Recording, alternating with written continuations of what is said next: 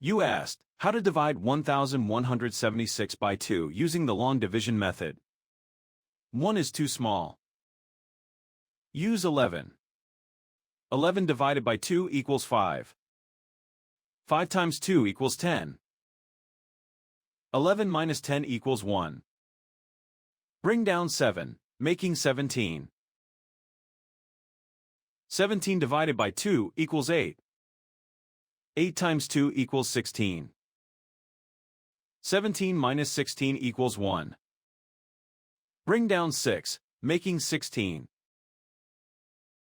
16 divided by 2 equals 8.